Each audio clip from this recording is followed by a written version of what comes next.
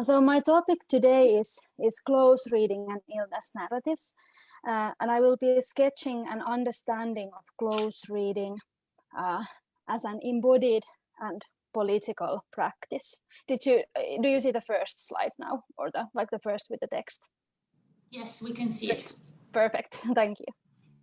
So this is something I started in my dissertation, Fictions of Madness, Shattering Minds and Worlds in Modernist Finnish Literature, which I defended a year ago.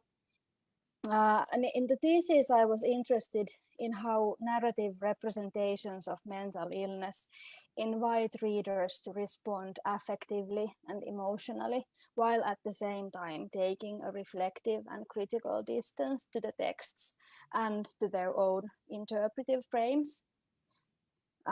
We also outlined some of these ideas recently in an article together with my colleague Kaisa Kortekallio. It was published in Finnish. The title in the translation in English would be Close Reading Then and Now, Embodied Environmental and Political Perspectives. And in this paper, we discussed the history of close reading and how close reading has been seen or could be used as a method in medical humanities and environmental humanities. So I was coming from the medical humanities perspective, and Kaisa was coming from the environmental humanities perspective. And then we were kind of looking at how close reading could be used in both. And now I'm developing these ideas in my new project, which was just mentioned. I also want to mention a trigger warning for the second part of this talk. At the end, I will be discussing a story that involves sexual violence. I'll be discussing it quite generally, and I won't be presenting any detailed portrayals, but I just wanted to bring this up here. First, a few words about how I situate myself in the field of medical humanities. So first, I've been interested in the work done in narrative medicine by Rita Sharon, Morris Spiegel, Greg Irvine, and others in the narrative medicine program at Columbia University. And Rita Sharon especially, she has been developing the method of close reading as a method in narrative medicine also. So she has kind of brought close reading from literary studies to the use of medical humanities, more specifically narrative medicine. And for Sharon, and also for literary scholars, close reading refers to the close attention to narrative or literary or textual structures and elements like perspective, voice, language, style, description of time and space and gaps and metaphors and symbols and genre and so on. And many of you are probably familiar with narrative medicine, so I won't go deep into that topic, but the main idea in narrative medicine is that medical care could be enhanced through a deeper and critical understanding of how narratives work. So narrative medicine aims to develop the narrative competence of people working in healthcare. In other words, the capacity to recognize, absorb, interpret, and be moved by stories of illness, as Sharon writes. And in a recent text where Sharon outlines the role of close reading, more specifically, she writes that narrative medicine is committed to developing deep and accurate attention to the accounts of self told and heard in the contexts of healthcare, whether in settings of individual clinical care, health promotion, or global health activism. Our deepest mission is to improve healthcare by recognizing the persons who seek help with their health. And the use of close reading as a method in narrative medicine is based on an understanding of reading and listening as an intersubjective process in which we are shaped by the stories of others, and we shape what we hear and read based on our own background and our own previous experiences. now my kind of second perspective coming into medical humanities comes through feminist theory, especially feminist phenomenology, which has paid attention to the ways different subjects and bodies are situated in the world and afforded different kinds of possibilities for action. So this is work that, for example, Iris Marion Young and Sarah Ahmed have been doing for the past decades. And there is an understanding that, for example, experiences of illness and pain are shaped in an interaction between the embodied subject and the world. And for example, Sarah Ahmed has written about the experience of pain in living through different kinds of cultural norms in a body that breaks the norms. For example, racialized bodies or bodies that are labeled as fat or as somehow abnormal. So she writes about the way we are in the world, about the possibilities we are afforded in space and time based on our bodies. And about how our bodies are shaped through different kinds of cultural and social norms and cultural narratives. And this feminist phenomenological and embodied cognitive background has led me to focus on how illness narratives create, on the one hand, how illness narratives create detailed portrayals of experiences of pain and trauma and illness. And on the other hand, how illness narratives direct their readers' attention to social and political structures and cultural norms and narratives that shape our experiences. And in recent years, Chitna Wayside to the Copper River area. So in recent years, also critical medical humanities have been drawing from fields like feminist theory, disability studies, and critical race studies, etc. And in their article, which was published in 2015, William Winey, Felicity Callard, and Angela Wood's sketch an understanding of critical medical humanities. So in the text, they argue for a critical medical humanities characterized by a widening of the sights and scales of the medical beyond the primal scene of the clinical encounter. So in other words, they are talking about medical humanities research that is not only interested in enhancing medical care and clinical encounters, but the focus is kind of wider. They also write about greater attention, not simply to the contexts and experience of health and illness, but to their constitution at multiple levels. For example, attention to the way health and illness are shaped through the social and material world, and social structures and structures of power, etc. And also third, closer engagement with critical theory, queer and disability studies, activist politics, and other allied fields. So like I said, medical humanities is seen as a critical practice that pays attention to structures of power and norms that shape, for example, gender and race. And fourth, recognition that the arts, humanities, and social sciences are best viewed not as in service or opposition to the clinical and life sciences, but as productively entangled with a biomedical culture. And following on from this, fifth, robust commitment to new forms of interdisciplinary and cross-sector collaboration. So on one level, critical medical humanities take some distance from the, I'd say, pedagogical approach of, for example, narrative medicine.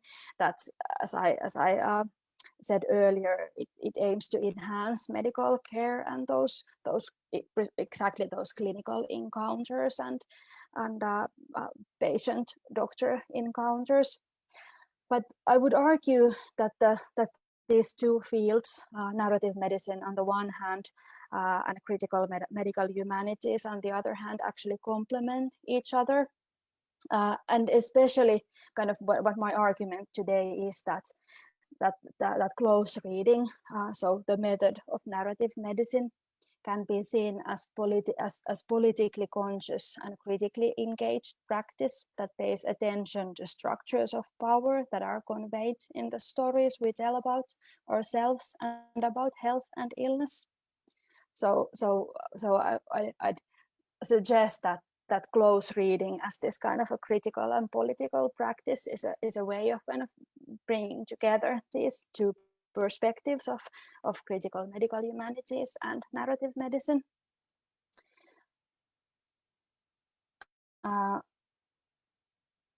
So now to close reading. So like I said, it's of course a method of reading that has been developed in literary studies, first in the beginning of the 20th century by writers like T.S. Eliot and researchers and scholars like J.L. Austin. And it's a little bit difficult to define because it is so common and general. And as Rita Felski writes in The Uses of Literature, and this is something that Rita Sharon also quotes, so close reading is a sharply honed attentiveness to nuances of language and form. It simply is what we do around here. So it's something that all literary scholars kind of learn to do from the beginning of their studies. And the term close reading itself is usually connected to new criticism. So this 1940s, 1930s, 1940s movement of American literary criticism. And then it was mostly understood as this idea of critical and objective interpretation of texts. The aim was to enhance the reading skills of literary students and to teach them focus on the texts themselves rather than, for example, the lives and possible intentions of the authors or on readers' own emotional reactions to the texts. You're probably familiar with the ideas of affective fallacy and intentional fallacy. So those were kind of the main ideas of new criticism and of close reading as it is understood, usually understood. So close reading has been understood as this kind of a form of close attention to the aesthetic features of texts. And in the past decades, there has been a kind of a divide in literary studies between close reading that is connected to forms of literary critique that don't pay attention to the way texts are connected to the society, so new criticism and formalism. And on the other hand, a critique that is more aware of the historical and political contexts of the texts, like new historicism, feminist critique, and post-colonial critique. So sometimes it's kind of said that new historicists or feminist literary scholars or post-colonial scholars wouldn't do close reading. But as Andrew Dubois and Franklin Tricia writes in their introduction to this collection of papers on close reading, they say that those critics who have focused on literary forms and structures have always been interested also in the world outside of texts, so the historical contexts. And those researchers who emphasize the historical situatedness and contexts of texts are, on the other hand, at their best when they pay close attention to the aesthetic features. So kind of attention to aesthetic and narrative and textual forms is not something that would prevent a researcher from paying attention to the historical context and to political structures and so on. And in recent years, there have been these kind of lively, nice discussions about the role and fate of close reading in the academia. I mentioned few good articles in the slide. So Jane Gallop has been writing about close reading, as well as Jonathan Culler and Paul Armstrong, and Annette Federico published a book called Engagements in Close Reading in 2015. So there are these discussions around close reading again. And in her article, Jane Gallop writes that close reading is a skill that has value in literary studies, but also outside of it in many different fields. So this is kind of connected to the way narrative medicine has been using close reading. And in general, there is a gradual change in understanding what close reading actually is. It is seen less as detached from the world. And actually, there have always been researchers who have emphasized the situatedness and the worldliness of close reading. And in this article that I mentioned earlier, the article we wrote with Kaisa Kortekallio, we outlined kind of this other or alternative history of close reading, starting from researchers and writers like J.L. Austin and Virginia Woolf and Louis Rosenblatt. So these are just like three literary scholars and authors who have focused on the one hand on readers' embodied and affective experiences that arise in an interaction between a reader and a text, and on the other hand on critical reflection on the ways both texts and readers carry out different kinds of political forms. So close reading can be seen as kind of this critical and reflective practice that is at the same time creative and embodied and affective and social and intersubjective. I'll say a few words about Louis Rosenblatt's ideas about reading. I want to bring her up because I have felt that she's kind of a little bit forgotten in literary studies, and she has a lot of ideas that are useful also when we think about illness narratives. So few words about her book Literature as Exploration, which was published in 1938. So in the book, she develops the theory of transaction between the reader and the text, and she starts by emphasizing the uniqueness of every reader. And she writes that the reader brings to the work, to the literary work, to the narrative or poem or artwork, whatever it is, the reader brings to the work personality traits, memories of past events, present needs and preoccupations, and a particular mood of the moment and a particular physical condition. And she continues that if there is indeed to be a poem or a story or a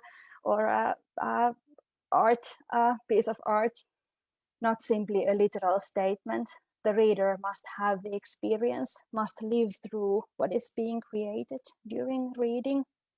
So she has this kind of emphasis of the experiences that are created when we engage with literary texts.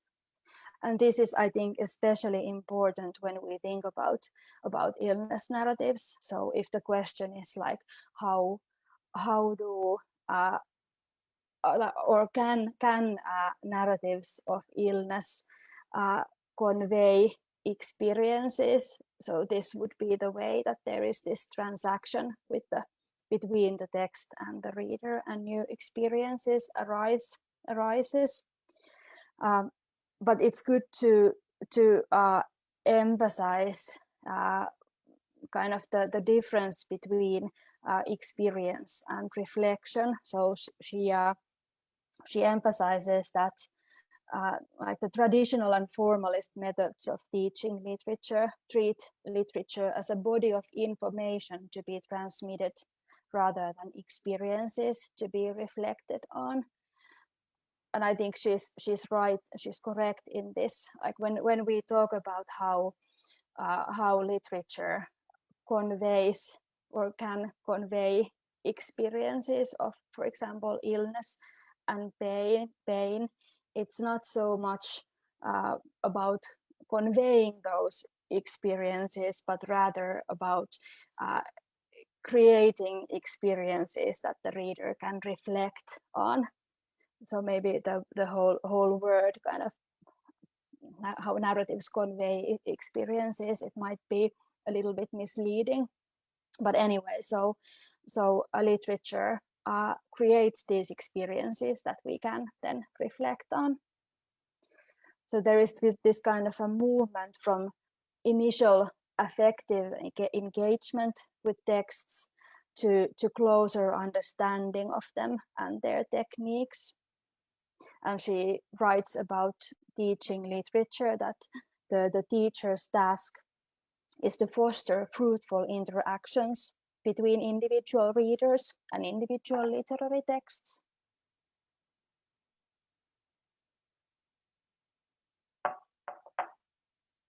And then one more quote from her. So, knowledge of literary forms is empty without accompanying humanity. So if we think about the new critics who wanted to, or maybe this is a little bit stereotypical or a caricature, but if we think about this idea of close reading as close attention to narrative structures and literary forms, Rosenblatt emphasizes that when we look at literary forms, there needs to be this accompanying humanity. There needs to be the reader who has a body and emotions and who is engaging with the text based on their embodied and emotional background.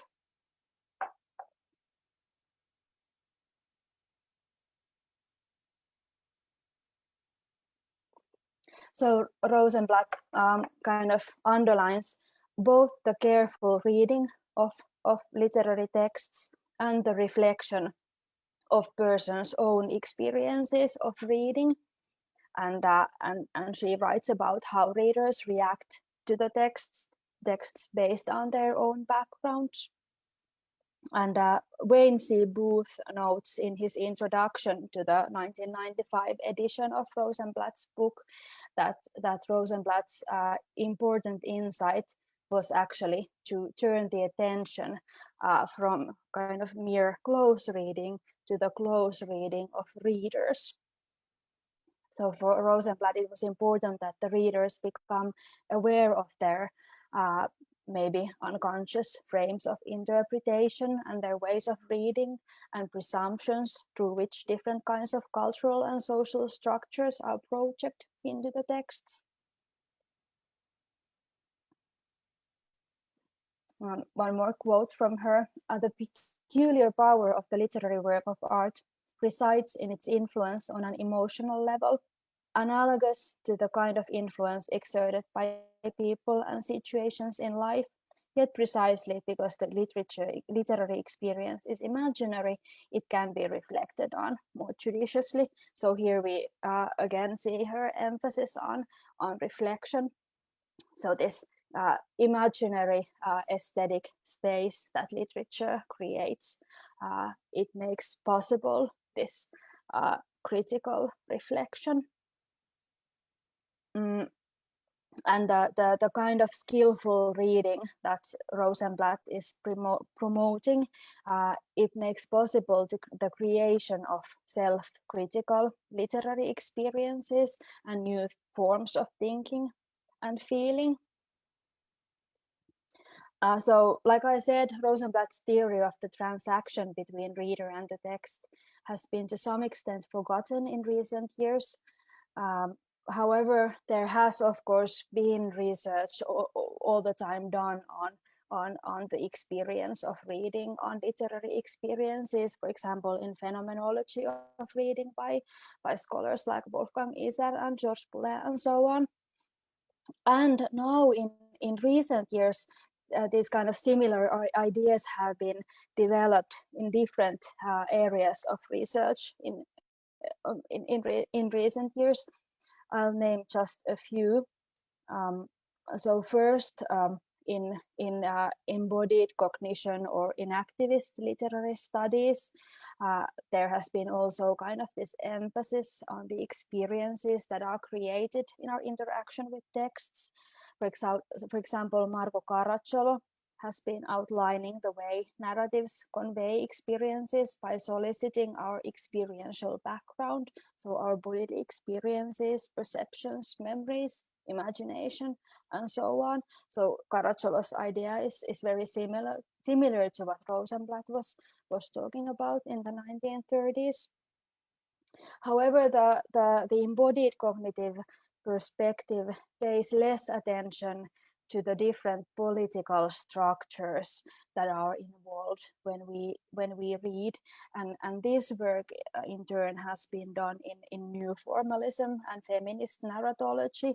So scholars have been paying attention to the political structures and forms that are carried out in narratives, and paying attention to the ways we read. And we can also look outside of literary studies, feminist phenomenology and pedagogy.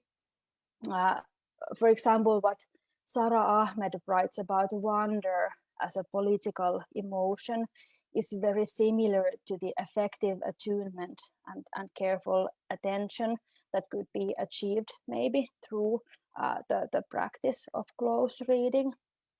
So she writes that wonder is an encounter with an object that one does not recognize, or wonder works to transform the ordinary, which is already recognized, into the extraordinary.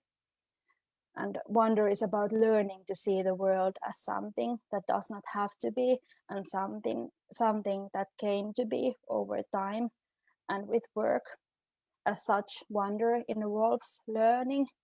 So I'm thinking that the idea of close reading as this kind of affective and embodied practice could be similar to what Ahmed writes about wonder. But now, so how does all of this relate to reading illness narratives? It's often said that there is kind of this gap between the ill and the healthy, and it's kind of lamented that it's so difficult to turn experiences of pain and illness into words. However, as literary scholar Anne Jurekic notes, the problem is not so much in finding words to describe one's experiences. And she writes that the primary problem the narrators of their own illnesses or pains, the primary problem they face is not how to find language for pain, but rather how to make readers receptive to stories of pain. Who will listen and what will they hear?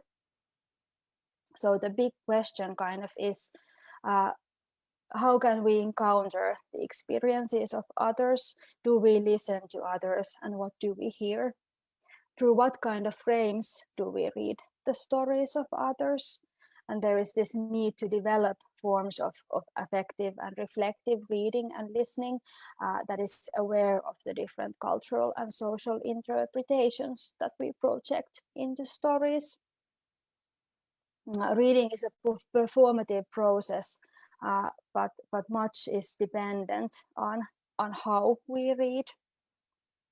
So on one hand, we can look at how actual readers read. We can pay attention to other readers, non-academic readers and academics, and see how they read, and we can reflect on our own reading. And it's also possible to look at the narrative techniques that texts use to invite experiences and reflection in readers.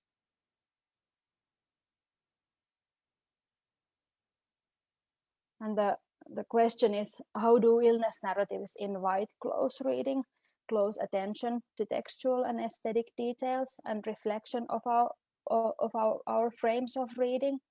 Now, each text, of course, does its work in its own way, but there are some typical features which invite affective reading and reflection simultaneously. For example, the use of different perspectives and unreliable narration and so on. And there also seem to be, at least I'm kind of suggesting, two types of texts.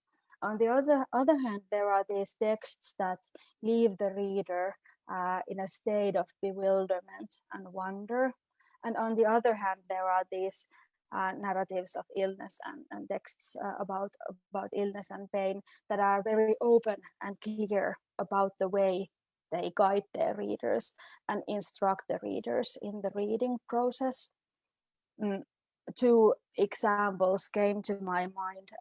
First text is Sara Manguso's Two Kinds of Decay. This is an autobiographical text that Anne Jurekic examines in her book Illness as Narrative, and she writes about how Manguso's book is a kind of a book which prevents readers from taking any kind of a sympathetic or empathetic approach to the narrator who is suffering from a severe illness. So the Two Kinds of Decay is a text that reminds of the difference between the self and the other, and kind of all the time pushes the reader to take distance and to reflect their own kind of approach to the text they are reading.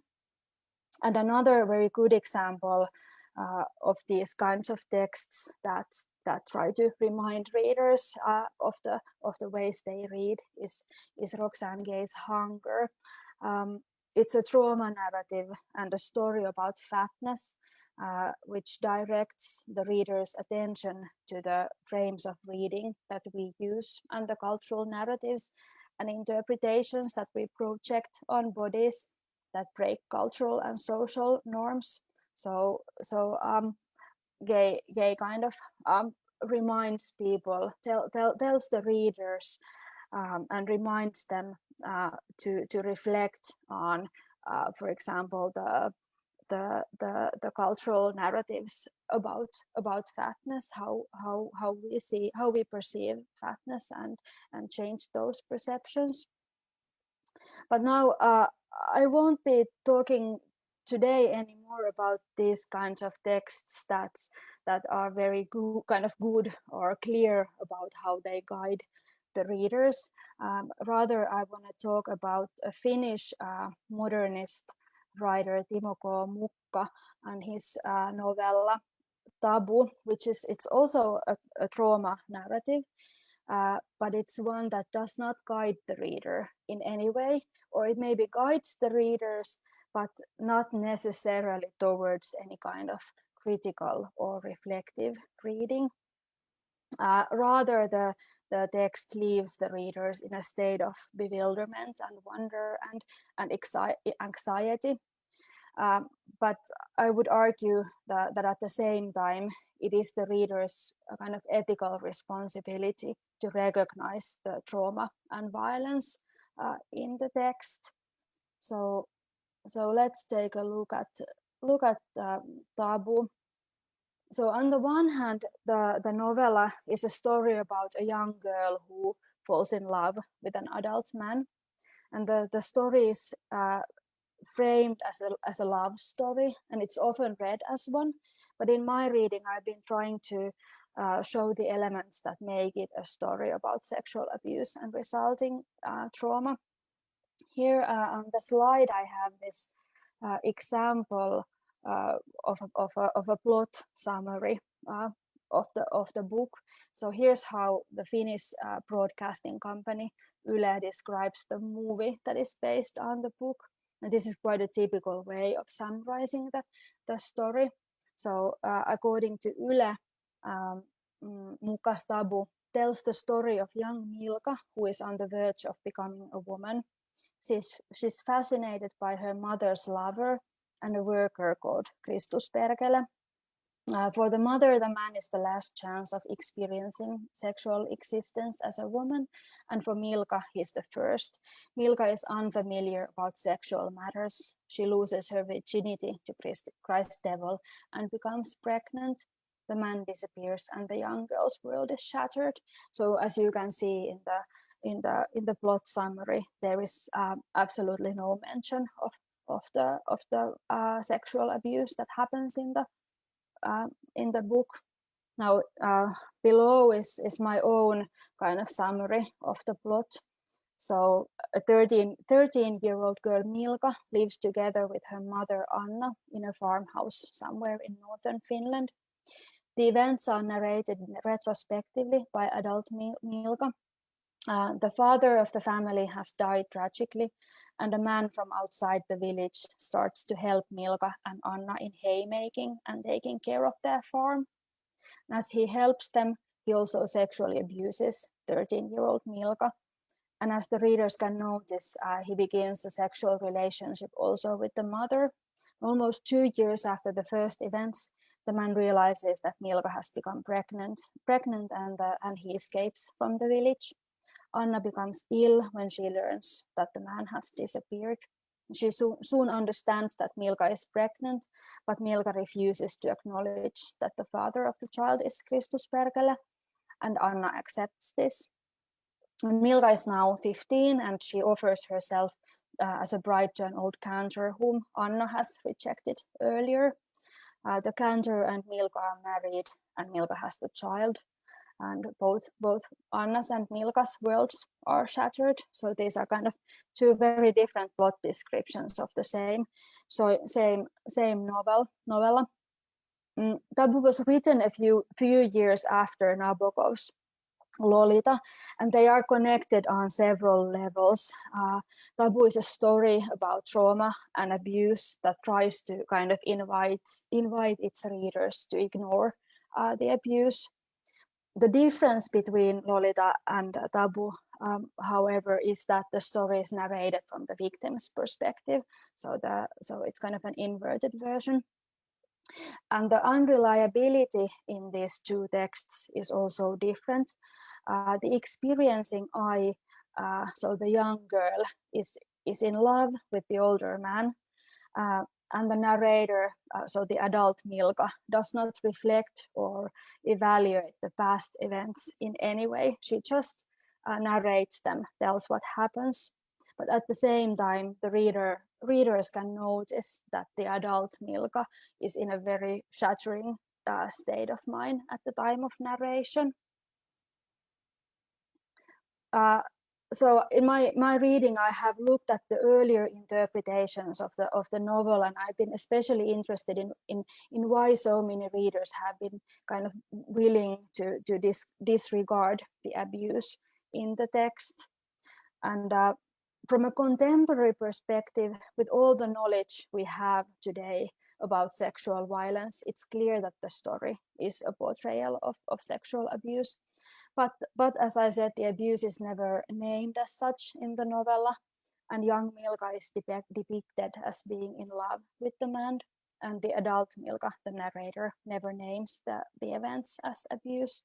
So there are some obvious reasons why the abuse is easily missed, and it also might be easier for readers to ignore it because it is painful. It's a painful thing to recognize, and we can also look at this kind of frames of reading which the text offers and invites readers to use.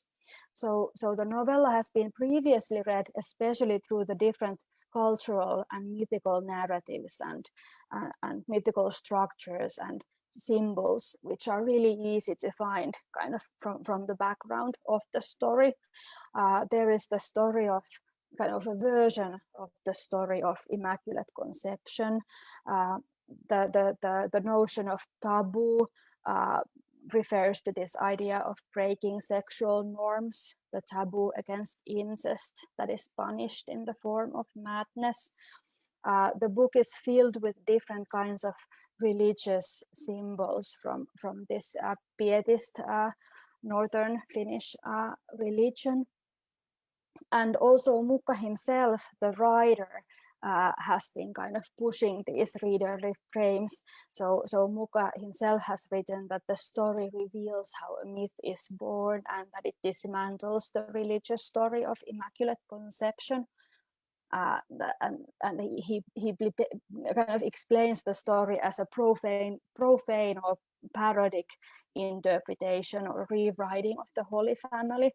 And this is visible already in the characters' names. So Milka refers to the bride of Christ in the Pietist religious discourse, and Anna refers to the mother of Mary, and the man is called Christ Devil.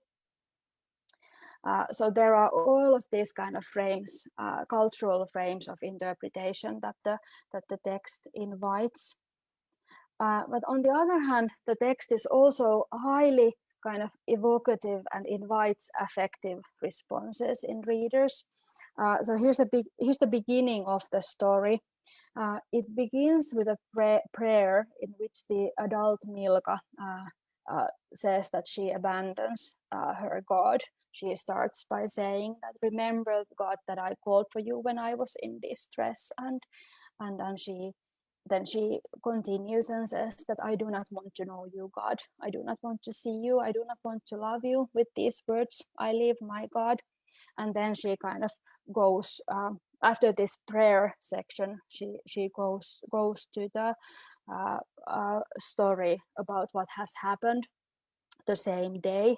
So she tells that night when I came home from the field, I was pale, wet, and smelled of hay. My hair flew in straight bundles on my shoulders. It was wet through and dripping water, and the top of my head was curlier than ever before or since, as my hair was short then. So there's this kind of bodily description, a lot of bodily description, and then she continues that actually she cannot remember any of this anymore herself, but she can imagine it now. And she goes on and says that she remembers her mother's gaze from that night. That mother had been alarmed because she had stayed in the field for so long. And then the scene, so there's this detailed description of bodily experiences which invites readers affective responses, and then in the end we have the perspective kind of turns to the perspective of the mother who is worried, and after this passage the mother Anna notices that Milka has something in her hand. It's actually a silver coin that the man, the Christ Devil, has given her, but Milka refuses to show what she has in her hand to the mother, and instead she starts to cry. So this is how the story, the beginning of the story is framed.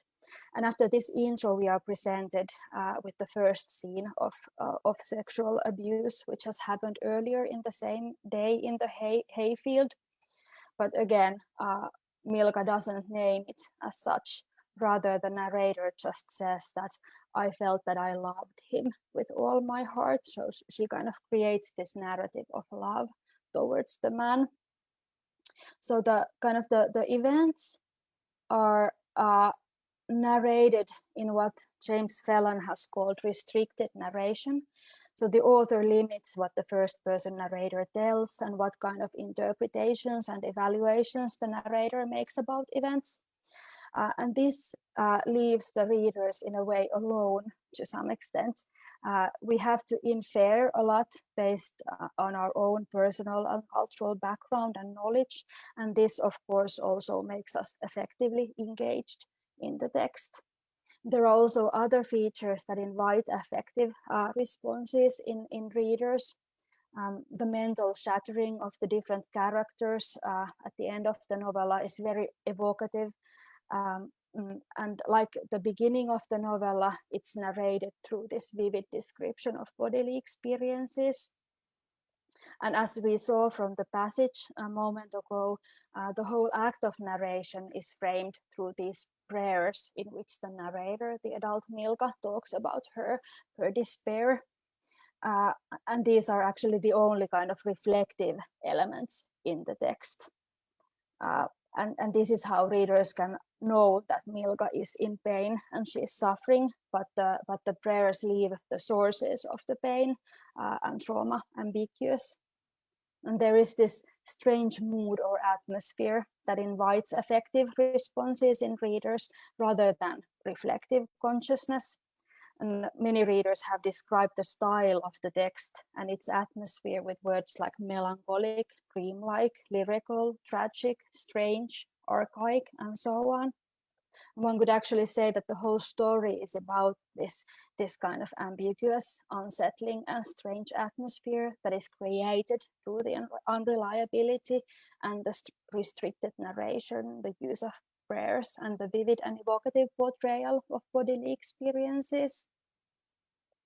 And the portrayal of mental shattering that is constructed in the text is also interesting from a phenomenological perspective, because it creates this kind of very phenomenologically insightful portrayal of trauma. For example, the fact that readers don't learn anything about the time of narration. There is kind of, we don't know anything about the adult Milka's life. It creates this what Matthew Radcliffe has called a sense of a foreshortened future that is central in trauma. There is this feeling of narrative foreclosure, the feeling that one's life story has effectively ended. So the narrative perspective itself kind of makes sure that the readers are stuck in the traumatic past with young Milka. And the text also portrays this kind of a loss of trust in a shared world. The connection between Milka and Anna, the mother, is broken in the text, and ultimately the whole village community is shattered. So reading closely in dialogue with trauma theory and phenomenology of trauma, we can see that Mukka creates this detailed, vivid representation of trauma. There is this kind of unsettling, traumatic atmosphere. The text conveys difficult, painful experiences, or invites us to reflect on painful and difficult experiences. But the readers still have had difficulties in acknowledging the violence behind the pain. We easily recognize the trauma, but it's more difficult to acknowledge the violence. And it's an interesting question, like how and why the sexual abuse was omitted or disregarded in the earlier analysis. But if we look at the historical context in which the novella was written in 1960s Lapland, there was of course no vocabulary for sexual abuse and for pedophilia in those closed religious communities where Mukka also lived. And now this kind of everything I've said, it's not to say that I as a reader have been able to see something in the book that others haven't. I think that when I read Tabu the first times, long before, for example, the Me Too movement, I too only recognized the portrayal of trauma and the strange atmosphere, but didn't so much pay attention to the sexual abuse that is at the core of the novel. And for me, the acknowledgement of the violence came through first through the contemporary context that I was living, that kind of helped me to see the novella in a new way, and then especially through the close reading of the narrative perspective and the unreliability of the narrator's perspective. So Tabu is an interesting text because it challenges us to think about close reading. If we focus solely on the symbols and myths and the different genres, like the prayers that are used in the text, it's quite easy to miss the abuse. So the recognition of the abuse requires careful attention to the narrative perspective, the narration of the events, and the portrayal of bodily experiences, and how readers' affective responses are invited. And it also requires careful attention to the frames of reading that we use. So the question with which I want to end this talk is, are we able to create modes of close reading that pay attention to the stories, their structures and details, as well as to our own frames of reading? Can we be at the same time affectively engaged and reflective? Thank you.